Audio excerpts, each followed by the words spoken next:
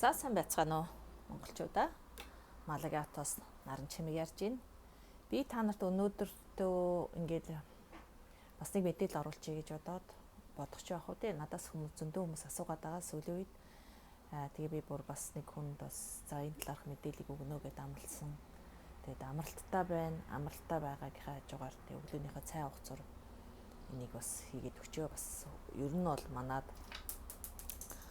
энд ажиллаж амьдарч байгаа одоо сугал нутаг буюу тийм ээ шивэд оронд амьдарч байгаа хүмүүст маань нэлийн бас тогтдоод нэлийн одоо юу гэх орсон суугч зөвшөөрлөө иргэн шилтэй хүмүүсээс нэлийн байдаг. Тэгээд бас ер нь бол нөгөө хүмүүс ингээд эрт ирсэн хүмүүс тий арай жоохон ахмад насны хүмүүс манаас ингээд он жил явах хугацаанд ер нь бол нөгөө тэтгэврийн насанд ирж гэн. Тэгээд тэтгэврийн насанд ирж байгаа учраас бас хууль дүрмийн нас яг нөгөө суур дүрм мөрмөө сайн мэдхгүй одоо яах вэ гэдээ асууж байгаа хүмүүс зөндөө байгаа хгүй юу. Тэгээд үүний үндсэн дээрээс би бас жоохон ерөнхий нэг суур мэдээлэл бас өгчий гэж бодоод энэ бичлэгээ хийж байна. Тэгээд өнөөдөр бол ерөнхийдөө тэтгэврийн нас хэдэн настайдаа тэтгэврт гарч болох вэ гэдэг яг одоо өнөөдөр 2026 оны байдлаар шүү дээ тийм ээ. Энэ чинь жил ирэх тусам нөгөө тэтгэврийн насных нь хэмжээ жоохон нэмэгдээл байгаа. Энэ хууль дүрм ингээд ерөнхийдөө тодорхой хэмжээгээр ингээд жил ирэх тусам өөрчлөгдөд одоо засагдаад явдаг. Тэгээд одоогийн байдлаар яг тэтгэврийн нас хэд байна вэ? Яг манай Монголын тэтгэврийн одоо зүйлтэй яг дүүцэх юу вэ тий? Ер нь ямар төрлийн тэтгэвэр байдгийм бэ? Та тэтгэврт гарахдаа одоо ямар зүйлүүдийг анхаарах вэ гэдэг ч юм уу тийм ээ. Ерөнхий нэг тийм суур мэдээллүүдийг л өгчий гэж бодож байна.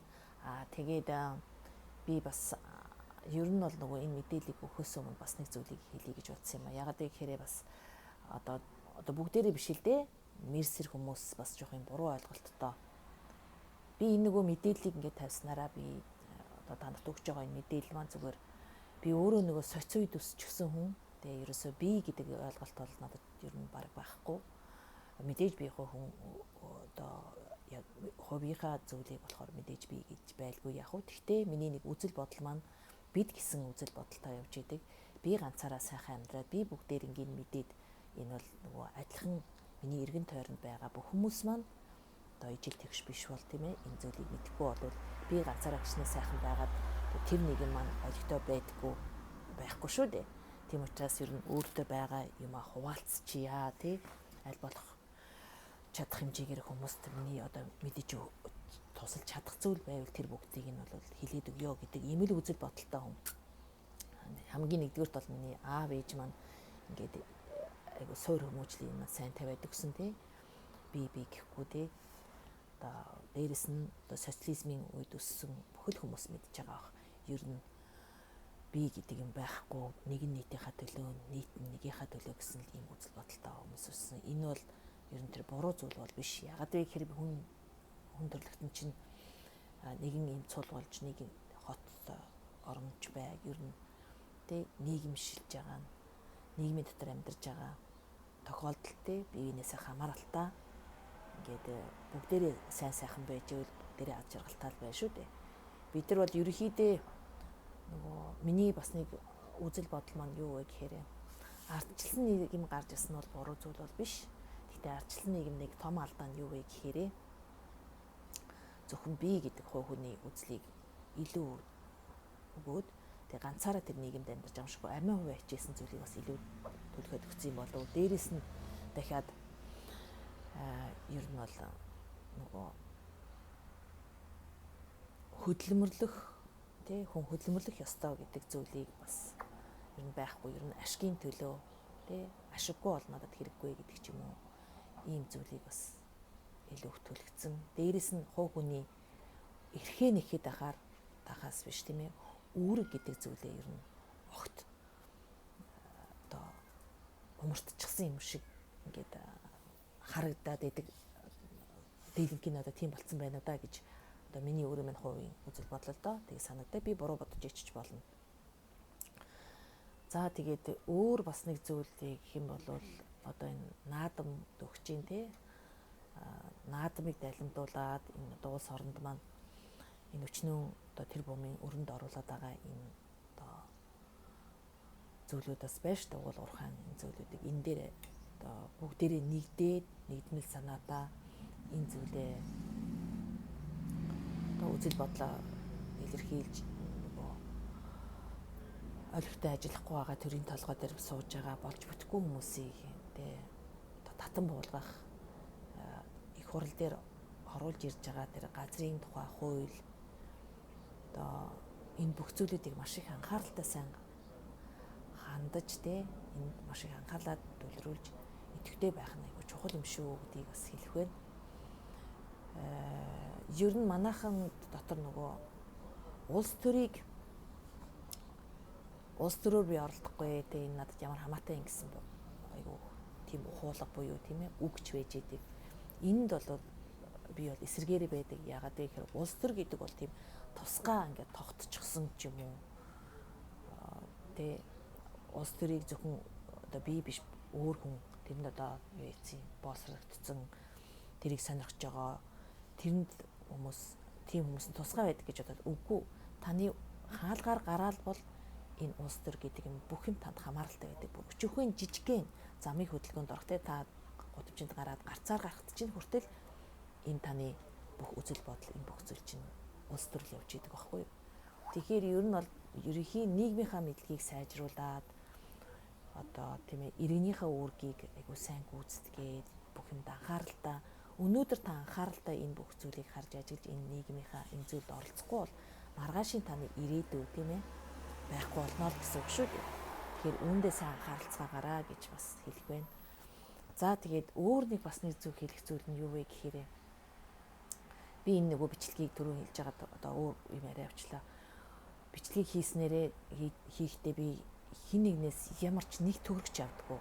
Тэ би бол ямарваа нэгэн ондээс нөгөө орлого олох ч юм уу надад бол ийм бодол байхгүй. Би одоо хийгээ тэ хүмүүсийг одоо 8 цаг ажиллаж байхад би 16 цаг ажиллаж байх ч юм уу тэ би залуугаасаа маш их хөдөлмөрлсөнийхээ үр дүнд би өнөөдөр надад тэгээд ингээд энд байгаа хэдэн монголчуудаа мүлжөөд биднээс нэг 5 төгрөг авчи гэсэн зорилгоор би энэ одоо бичлэгийг хизээч хийдгүү шүү тэ мэрсэр хүмүүс бас ингээд зарим нэгэн зүйлийг бас ярьж орж ирэх тэ ийм зүйл байх юм. Хэрвээ та үнэхээр хэл мэддэг болоод тийм ээ миний бичлэг таалагдахгүй танд хэрэгцээг бол зөвхөн л алгасаад явчих тий мэдхгүй байгаа энэ хэрэгцээнд байгаа хүмүүс зөндөө байдаг. Би бол одоо энэ бичлэгээ 2019 он яг ковид гарсан үеэс ахуулаад энэ бичлэгийг хийж эхэлсэн. Тэгээд энэ бичлэгийг хийснээрээ би зөндөө олон монголчуудад бас нэлээх тус болсон гэж бодож байгаа. Одоо хүмүүс ч хэлдэг тий баярлсан талархснаа илэрхийлдэг зөндөө хүмүүс байдаг. Түүний дунд нөгөө мэрсэр бас юм одоо яваргүй юм хүнийг нөгөө одоо доош нь хийх гэсэн тийм ийм атаарх уу ийм хүмүүс бас мэрсэр байх юм. Тэгээ тийм хүмүүс бол алгасаад явчаарай гэж хэлэх байна. Тэгээ дахин давтаа хэлэхэд би бол энэ бичлэгээ хийснээрээ надад нэг төгрөгний ч орлого орж ирдэггүй би тиймийг авах сонирхолч надад байдаггүй. Тэгээд намайг болохоор за энээс одоо энд хандж мөнгөө өрж яхаар юу гэлээ нэг айгу тийм муухай зүйл битсэн байсан. Гэхдээ би бол нөгөө тийм жижиг сажиг тийм зүйл бас ингээд одоо сэтгэл санаагаар унаад ч юм уу тий. Тэгээд одоо тавьж байгаа хийж байгаа зүйлээ зогсооно гэж бол байхгүй шүү дээ. Тэр хүмүүс тэр одоо тэгж бодож байгаа хүмүүс нь зүгээр дугаал гараад явчихараа гэж хэлэх байна. Тэгээл нэг жижиг сажиг ганц хоёрхон би мэдээж нөгөө энэ бичлэгийг хийж эхлэхдээ сэтгэл зүйн хувьд болон тий одоо мэдээж гаднаас янз бүрийн дайралт орж ирнэ гэдгээ бол миний мэддэг нас тий би өөрөө өөртөө итгэлтэй өөрийнхөө юу хийж байгаагаа мэддэг насн дээр ирж гисэн миний мэдээж би насан дээр ичихгүй би ер нь бол эцэг их манадад өөртөө итгэлтэй байх тийм ээ энэ бүх зүйлийг одоо интенсив төвчээр тий ямарваа нэгэн зүйлийг одоо босго дагуулад харж холж ухаан эдрийг заагаад өгсөн эцэг ихтэй тий удам судартай баярлах байна. Тэгээд хүмүүс бол мэдчихэл байгаа мэдэх нь мэдж байгаа. Би бол хин нэгний ямарваа нэгэн зүйлийг асуухад юм уу тий хэрвээ миний цаг зав байгаад одоо мартчих орчихгүй бол тэр тухайд нь аль тухаар бүгд ингэ хариулаа тий залах урахгүйгээр бүгдийг хариулаад өгдөг. Ер нь бол мэрсэр алдаа гаргах юу ах вэ тийм ээ. Одоо ажлын тусраа харчгаа за дараа хариултыг даа гэж байгаа мартчихдаг тохиолдол бас байдаг. Тийм тохиолдолд би олон асуудаж орж ирж байгаа зүйлийн талаар болохоор гээд нийт хүнд нас мэдээллийг тавиад өгчдөг ийм л байгаа. Тэгээ мэдээж нөгөө хүмүүс бас заримдаа нэг андуураад ах шиг байгаа. Ноора гэд бас нэг одоо намайг бичлэг хийж гиснээс хойш бас нэг юм өмгөөлөгчтэй би хуулийн зөвлөгөө өгнө гэж одоо төлбөр мөнгө аваад тийм зүйл хийдэг бас хүн байдаг. Гараад ирчихсэн байсан. Тэрнтэй бол намайг андуураад маш ихээр одоо энэ таных уу та юу гэд ингээд андуурч орж иж байгаа юм зөндөө байсан. Тэгээ би нөгөө урд нь бас нэг юм бичлэг хийгээд энэ бол би биш шүү гэдгээ бол би хэлсэн байгаа. Тэгээ мэдээж тэр ингээд өөрийнхөө дандаа үнгүй юм гэж юу аах вэ тийм ээ.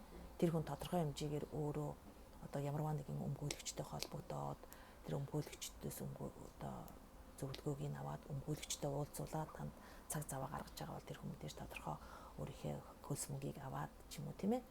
Ийм зүйл хийж байгаа өндөө одоо танаас тусалж байгаа тэр бол талархуу штэ байдаг. Гэтэ надад бол тийм зүйл байхгүй шүү тий. Би бол бүр за яг хөө зарим нэгэн ганц нэг тий одоо ер нь ганц нэг жоохон нэг ховорхон хүмүүс байдаг. Яг ингээд одоо бидний хоорондын энерги таараа тийм ээ. Алийг хичээд надад итгээд, алийг хичээд та надад энийг бүглээд өгөөч гэж танаас өөр хүн алга одоо би ингээд ирж байгаа хүмүүс бол байдаг. Тийм зүйлүүд бол би одоо тэр хөдөлмөрийн гэрээ ч юм уу янз бүрийн тэр одоо хөсөл бүглэх зүйлүүдээр бол тусалж исэн зүйлүүд бол би.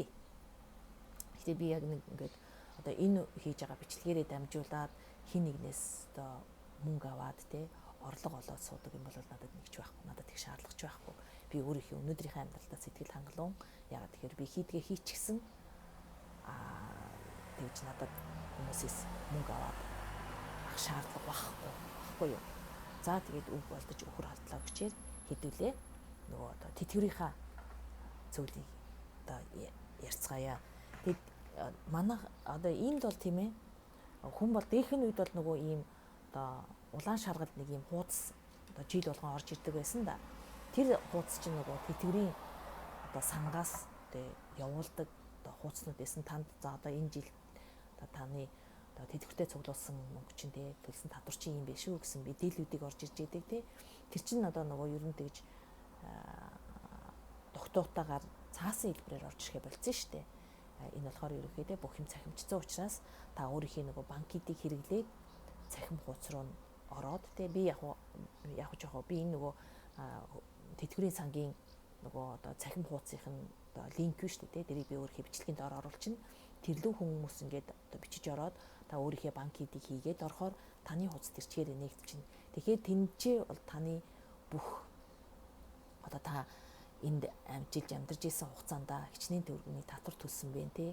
Та хичнээн төгрөгийн одоогийн байдлаар та хичнээн төгрөгийн тэтгэвэр авах боломжтой юм бэ энэ гэсэн бүх мэдээлэлүүд өгч байгаа байхгүй юу. Тэгэхээр энэ дээр бол мэдээж нөгөө хэлний шаардлага хэрэгцээтэй болно. Мэдээж нөгөө эн чинь албаны үг хэлгээр бичсэн зүйлүүдийг бол яг уу зүгээр хар яриатай тий ярианы хэлтэй хүмүүс бол бас бүгдийг нь гүйцэд ойлгоход бас жоохон хэцүү байж магадгүй. Тийм учраас би нөгөө ерөнхий суурь мэдээллүүдийг өгчөө гэж бодоод энийг хийгээ сууж байна. Ерөнхийдөө нөгөө тэтгэврийг бол тийм ээ манайханд ер нь хамааралтай нь юу вэ гэхээр мэдээж таны орлогон дээр үндэслэсэн тэтгэвэр гэж байгаа. Мөн нөгөө өндөр насны тэтгэвэр тийм ээ. Та мэдээж угаасаа бүх хүмүүс наснд өндөр настай болоод энэ тэтгэврийг авах шүү дээ. Тэгээ би дараа болохоор нөгөө наснуудын нас хэдэн наснд 26 онд одоо хэдэн настай ер нь бол нөгөө одоогийн байдлаар гаргасан байгаа дүр 67 тий гэж байгаа. Тэр нь гэхдээ нөгөө дотроо наривчлаад ороод ирэхээр бас арай жоохон өөр ялгаатай. Та заавал 67 гэхгүй наа нөгөө хувь тэнцүүлсэн гэдэг ч юм уу тий өөрөө бас гарч болдог ийм зүйлүүд байгаа. Тэрийг би яг ерөнхий зүйлүүд нь хэлээдэг энэ наривчилсан зүйлүүд бол тэгээд та өөрийнхөө хуудас руу орж байгаад хараад авахд болно. Мөн одоо хөдөлмөрийн чадвараа алдсан тохиолдолд нөгөө одоо манайхаар бол дээр үехээр бол группт одоо байж байгаад тэтгэврт гарах гэж бас байгаа. Мөн тэжээгчийн алдсны тэтгэвэр гэдэг одоо гэр бүлийн хүмүүс хин нэг нь одоо өнгөрсөн байхад олгодог тэтгэмж ч юм уу тийм ингээд дотроо ингээд бас нэлийн олон ялгаатай зүйл байж байгаа. Яг манай Монголын нөгөө тэтгэврийн сангийн тэтгэврийн одоо хууль дүрмтэй бас тэр болгон бүр яг адилхан дүүцээд байхгүй жоохон өөр ялгаатай мэдээж хоёр өөр нэг юм байгаа учраас тийм ээ жоохон ялгаатай зүйл байгаа. Тэгээд мэдээж нөгөө баталгаа тэтгэвэр гэж байгаа тийм баталгаа тэтгэвэр гэдэг нь юу юм бэ гэдэг талаар бас би хэлээд өгье. Мэдээж хамгийн нэгдүгээр таны орлогон дээр чинь үндэслэн тийм орлогыг чинь тооцоод тийм үндсэн тэтгэвэр гэхээр мэдээж та энэ дээр бол зөвхөн хамгийн ерөнхий нэг зөвхөн ойлголт нь юу вэ гэхээр та хэр зэрэг олон жил ажилласан байна. Хэр зэрэг таны орлого чинь их байсан. Та хэрвээ орлого сайтай байсан болвол тийм ээ мэдээж татвар их ухаан төлөгдсөн байгаа. Тэрнийхээ хэмжээгээр та тэтгэврт гарахдаа одоо мэдээж тодорхой хэмжээний өндөр тэтгэвэр тэр орлогоос чинь шалтгаалж өндөр тэтгэврт тогтноод гэсэн. Одоо манайхан шиг манад ч болохоор одоо ингэдэм байлээ шүү дээ. Ажил төрөл хийгээгүй болвол тийм ээ. Одоо ажил төрөл хийгээгүй 8 хийдэг ч юм уу яадаг ч улс татвар төлөөгүй тийм чинь одоо сүүлийнхэн жилиг хэдэн жилүүдээ өөрсдөө нөгөө ингээд тэтгэврээ тэр татвараа тэр нийгмийн даатгалын татварыг төлөө явчихсан юм байлээ шүү дээ. Манай энд одоо шивэд болохоор тийм зүйл байдаггүй. Та яг орлоготой байсан бол орлоготой байгаад ажил хийжсэн бол ажил тэгээд орлогоор чинь тэрийгэ тооцдог юм зүйл байж байгаа. Тэгэхээр ерөнхий зүгээр нөгөө одоо шулуухай хэлэхдээ та хичнээн олон жил ажилласан байна. Мөн орлого чинь олж исэн цалин чинь өндөр байх тусам та одоо ирээдүйд тэтгэвртэй гарахт чинь таны тэтгэвэр чинь өндөр тогтнол гэсэн одоо ерөнхий нэг тийм ойлголтыг ер нь ийм байдгийг ойлгочих. Тэгээд мэдээж нөгөө жил болгон танд тэр орлого чинь хэд вэ нэ гэдгээрээ гарч ирнэ штэ. Өөр нэг зүйл нь юу вэ гэхээр мэдээж энэ цалин дээр үндэслэсэн тэтгэврийг чинь хэлж штэ өндөр наснд гараад ирэхэд тийм ээ. Хөдөлмөрийн чадвар алдагдсан тохиолдолд гэхээр ч одоо манайхаар бол одоо групп юм да тий.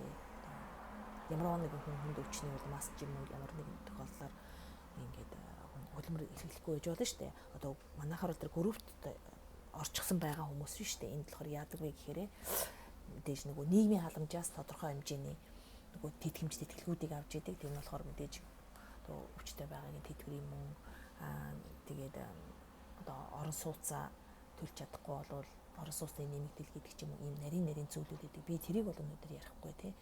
Ингээд тодорхой хэмжээний тэр чинь ингээд нийгмийн халамжаас тодорхой хэмжээний мөнгө авч байгаа шүү дээ тий. Тэр чинь бас ингээд тооцогдоод явдаг баггүй юу. Тэгэхээр ийм хүмүүс яадаг вэ гэхээр одоо хүмүүс яадаг вэ гэхээр эдгээр хүмүүс нөгөө одоо гаранти пенсион буюу тийм ээ одоо баталгаат тэтгэвэр гэж ярьдаг. Энийг болохоор Монголд болохоор юу гэж нэрлэж байна? Би бас нэг Монголынхаа үг хэллэгийг одоо яг өнөөдрийн үед тэр тэтгэврийг юу гэж хэлж байна гэдгийг би бас яг сайн мэдэхгүй байна. Та нар өөрсдөө тэрийг ороо харж байна гэж тийм ээ. Тэгээд энэ нөгөө тэр баталгаат тэтгэврийн одоо яадаг вэ гэхээр та нөгөө ийм байгаа байхгүй юу? Тэтгэврт гарахад тийм ээ таны нас болоод ирэхэд яадаг вэ гэхээр танд хэдэн жил та ажилласан байна уу тий ажиллаж исэн үедээ таны орлого чинь ингээд маш доогуур байсан байж болно тий доогуур орлоготой тохиолдолд бас нийгмийн халамжаас тодорхой хэмжээний нөгөө дамжиргааныхын төвшөө өрөхгүй байгаа учраас тодорхой хэмжээний бас тэтгэмж юм авч идэг шүү дээ. Тэгээд тэр эдгээр чинь тооцоод тий тооцож жагаад тий эсвэл та орлогогүй байж болно ингээд эсвэл таны ажилласан жичин цөөхөн орлого нь бага юм байсан тохиолдолд энэ одоо баталгаат тэтгэлгийг авч боддог байгаа байхгүй юу. Тэгтээ мэдээж энэ баталгаад тэтгэврийг авахдаа тавигддаг бас шаардлагууд байж идэг. Энэ яадаг вэ гэхээр хамгийн багаар заяа та шивэдэд 3 жилээс дээш амьдарсан байх ёстой. Мэдээж тэгтээ энэ оршин суугч зөвшөөрөлтөөр шүү дээ. Амьдарсан байх хэрэгтэй байдаг. Тэгээд мөн одоо та хэрвээ одоо энэ баталгаад тэтгэврийг авъя гэх юм бол тийм одоо бүтнээр нь чинь ингээд мэдээж таны тэр нөгөө нөхцөл байдлаас чи шалтгаалаад одоо хичнээн нэг өхөө бүтнээр нөхөө хагасаар нөхөө тал нөхөө гэдэг ийм зүйлийг бас шаардлагууд байгаа хгүй. Тэгэхээр энэ та бүтнээр авахын тулд та дөрөж 40 жил энэ чи амьдарч ажилласан байж хэвээр байж байгаа хгүй. Одоо зөвшөөрлөлтөөр шүү дээ тийм ээ. Тэгээд мэдээж энэ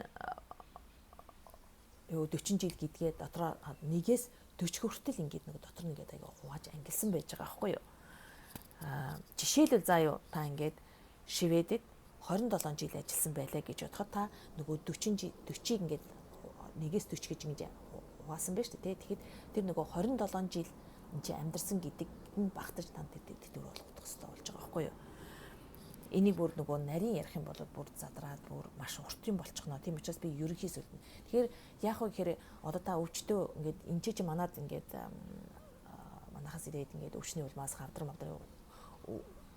үднэс хавдар мавдар тусаа тэрийг эмчлүүлээд ингээд тодорхой хэмжээнд группт байж байгаа буцаад одоо хөдөлмөрийн чадвартай боллоод ингээд хөдөлмөрийн чадвар дээр гарах гэхээр бас нөгөө наснаас болоод ч юм уу эсвэл нөгөө хөдөлмөрийн чадрыг хагасалтсан байж тээ. Ингэсэн тохиолдолд тэр ажил нь олдохгүй ч юм уу ийм байдлаас болоод усаас нөгөө одоо хадамжийн тэтгэвэр аваад явдаг ийм хүмүүс зөндөө байдаг. Тэгэхээр одоо огт ажил хийгээгүй одоо таны нас чинь болоод байдаг мөн одоо усаас нь тэтгэмж аваад ингээд амьдарч исэн группийн мөнгөтэй байсан хүмүүс бол тэтгэврт гарч болноо. Тэтгэврт гарахдаа мэдээж тэр одоо энэ дүрм журмынхын дагуу та хэдэн жил амьдарсан байна гэдгээс чинь шалтгаалаад энэ тэтгэврийн сангаас таны тэрийг чинь зохицуулж өгдөг юм аа. Тэгэхээр ийм хүмүүс яах вэ гэхээр танд өөрт чинь нөгөө ингээ банк ID байгаа. Би энэ доор нөгөө линкийн энэ тэтгэврийн сангийн линкийг би доор нь оруулчихна.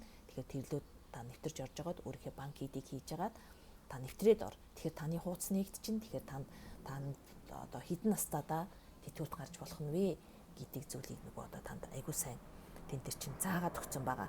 За би тэгээ ерөнхий нөгөө нэг энэ цахим хуудсан дээр нь байгаа одоо хэдэн онд ямар хүмүүс ингээд тэтгэврт гарч болох вэ гэдэг зүйлийг 21 минут болчих энийг нөгөө үзэж байгаа ингээд төвчж үзэх хүн байна уу? Би уг нь маш богинохон хийж бодсон чинь нэлээд урт болчлоо. Ерөнхийдөө заяа одоогийн байдлаар эдний цахим хуудас дээр байж байгаа нь ихэнх хүмүүс болохоор 11,988 короныг одоо нэг ганц бие хүмүүс шүү дээ авахар тийм ээ.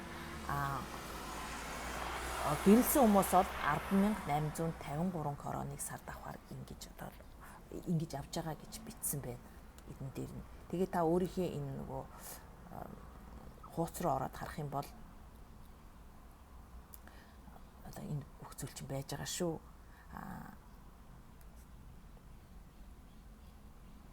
Одоо тэгээ та хэрвээ 1960-аас 64 он нөгөө одоо төрсэн бол одоо 67 настай одоо тэтгэвртэй гарна гэхчээ. Одоо энэ ямарваа нэгэн за би тэгээ одоо энэ хүмүүсийн насыг хэлээд өгье заяа. Одоо жишээлбэл 58 онд төрсэн хүмүүс энд байна уугүй бараг байхгүй хаа да.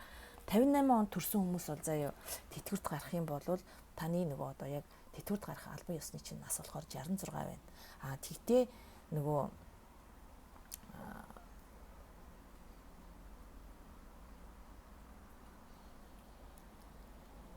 61 настайдаа